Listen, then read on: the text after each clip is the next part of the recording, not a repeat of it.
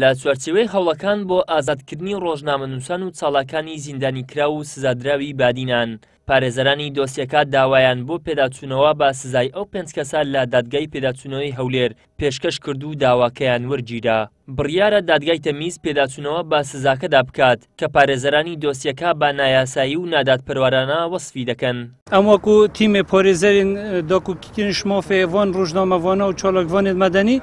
ما پشتی کودیتی اف بریار دادیه داد نیا یاسایی و ظلم الوان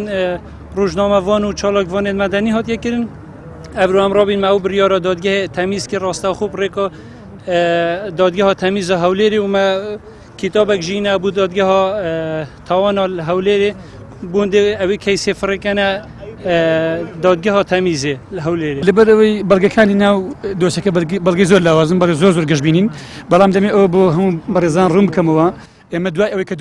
دۆسەکە کە لە محکەمەی جینایەتی دوودێتە محکەمەی تەمیز کە لێرە ڕقەمی وەرگرت ئەو کاتە داواکاریەکمان حاضر کردیان کە ئەم دۆسیە بدێتە هەیئەی عامە تەنها هەیئەتێکی جەزایی نەبینێ ئەو دۆست لەبەرەوەی قەزێکی گەورەیە پێمان باشە زۆرترین دادوەری بەڕێز لە محکەمەی تەمیز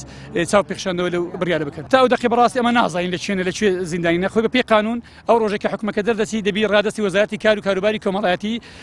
زیندانی چاکسازی گەوران بکرێت بەڵام کە ئاسایش نەیکردووە ئەوە مەوزوعی دیکەیە. بەشێک لە پارێزەران و فیدراسیۆنی ڕێکخراوەکانی کۆمەڵگەی مەدەنی لە شاری سلێمانیەوە هاتبوون بۆ پاڵپشتیکردن لە دۆسەی سزادراوانی بادینان جەختیان لەوە کردەوە کە سزاکە نادادپەروەرانەیە و پێویستە باوردی پێداچوونەوەی بۆ بکرێت.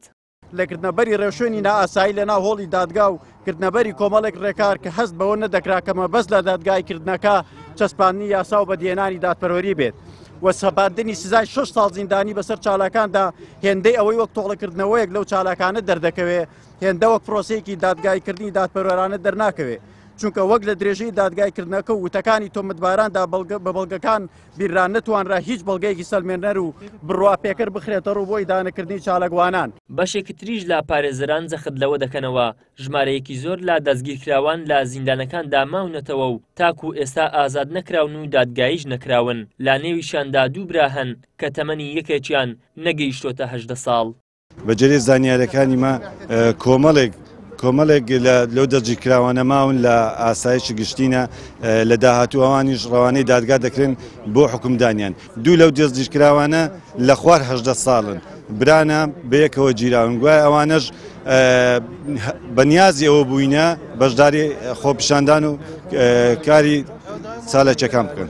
هەندێکیان بەنیاز بوونە گردبوونەوە بکەن هەندێکیان لە ماڵەوە دەستگیر کراون گوایە بەنیازیەوە بوونە چالاکی ئەنجام بدەن. ڕۆژی 16 دوی ساڵی 2021 دادگای تاوانی دوی هەولێر سزای 6 ساڵ زیندانیکردنی بەسەر چالاکوان و ڕۆژنامەنووسان شێروان شێروانی و ئەیاز ئەکرەم گوهدار محەممەد و هەریوان عیسا و شڤان سەعیددا سەپاند ئەو بڕیارە ناڕەزایەتی توندی بەرفراوانی لێکەوتەوە.